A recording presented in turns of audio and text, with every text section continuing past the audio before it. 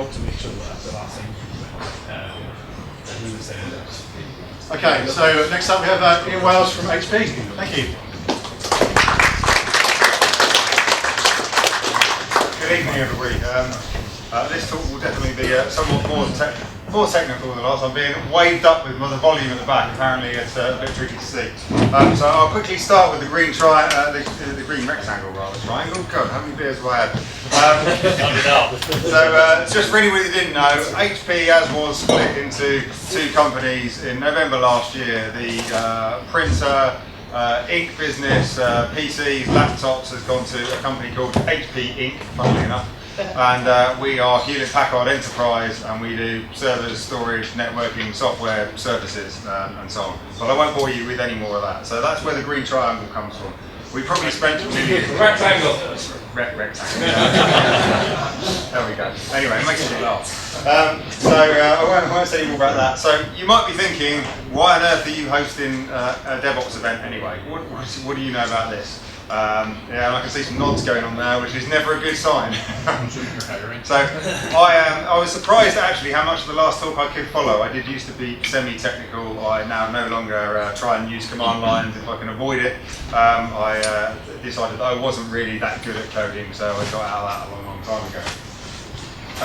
But there are plenty of people writing various software, writing various applications, doing all sorts of things. So I thought I would just give a sense of credibility to this. So this is about one of our technologies. So we have a service desk product called Service Anywhere. It's been out about, I don't know, 18 months, 2 years. It's a software as a service only product. That means we control all of the release cycles on it. When any customers that have that technology, they get updates when we give them updates. Now, we haven't moved them to the point of doing daily releases like some of the technologies out there, but we do follow a DevOps style process with that. And my main point on this is we don't just use our own stuff. We're exactly the same as you. We use a whole set of open source technologies, third-party technologies, but we do bring in a number of our own technologies for particular areas. Some of which I'm going to come on to are available for you to use for free. Some of which are available as trials. So they might be things that interest you, they might not. So I'm just doing a bit of awareness. I'm not doing a major sales pitch. I know many of you would much prefer to get hold of free stuff and use whatever's out there.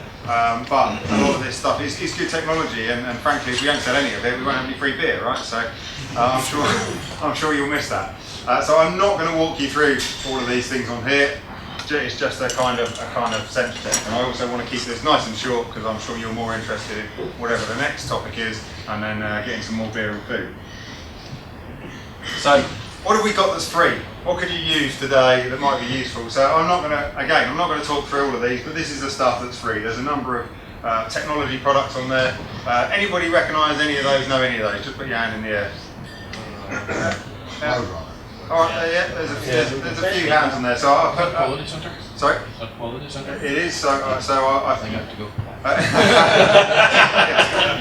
And I'm not suggesting that everybody will like whatever's there, but the ones that I put in the green triangles are there because they could potentially be used within a DevOps toolchain.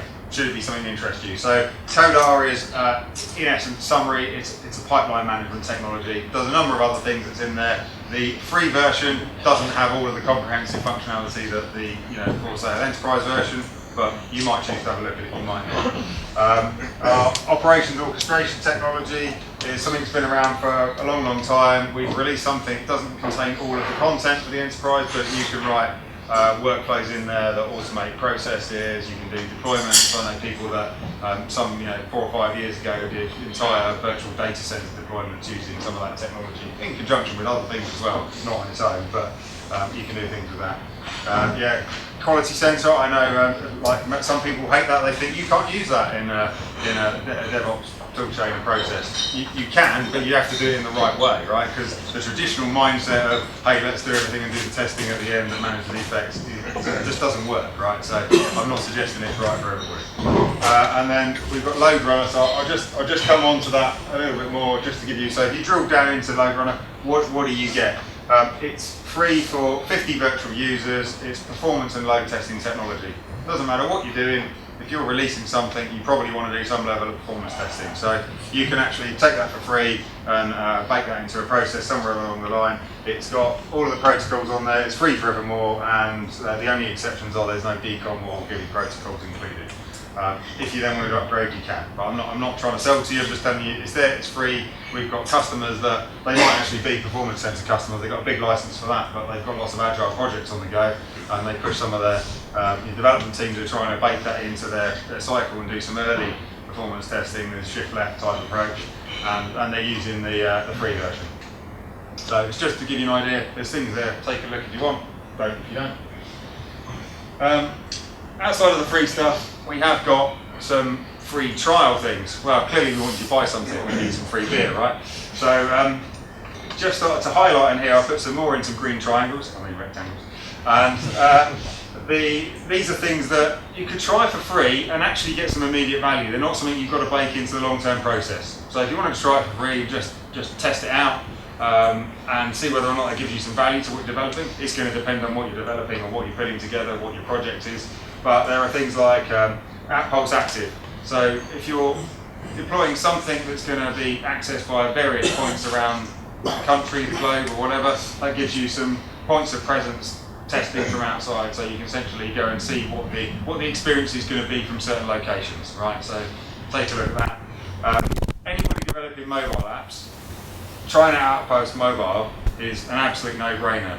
It's a codeless, tagless wrap of your application, and it will give you actual feedback of what's going on. It'll tell you what login times people are getting in different areas. It will tell you the process and so on. It's really, in terms of some of the things I'm talking about, it's one of the best things to try for free.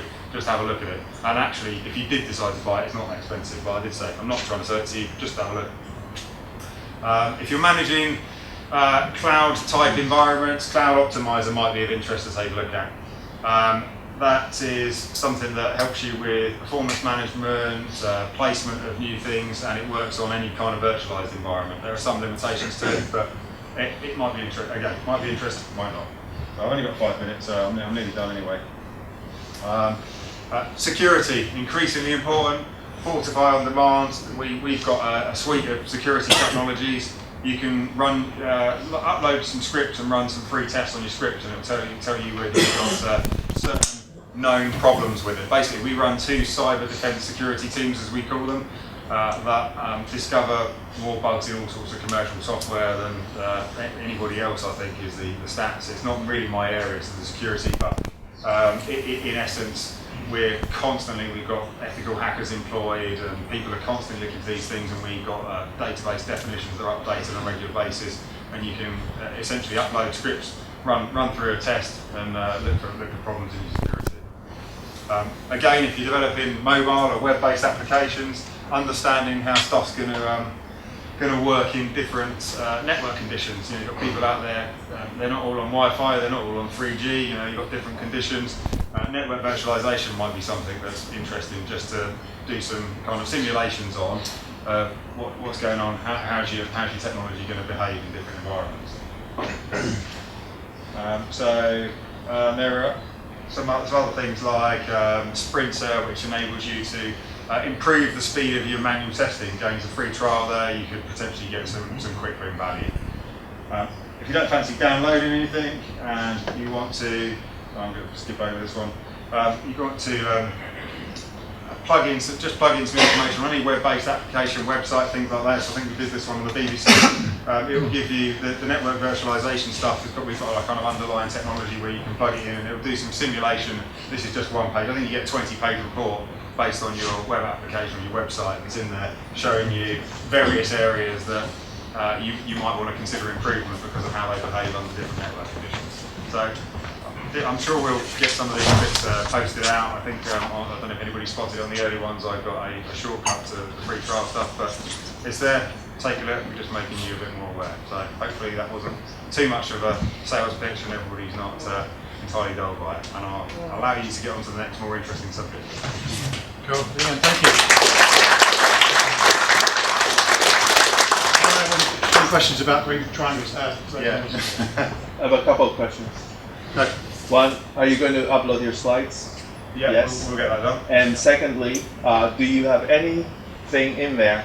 I know you produced a report on how to configure the server for lowest latency, right? It's something that you do on your website, but maybe there's some tools to help verify if it's configured correctly. I don't know off the top of my head, but if you come and see me after when we're having a chat, and I'll take your details and see if there's somebody I know specifically from the server area that might be able to I think help he you. left a couple of years ago.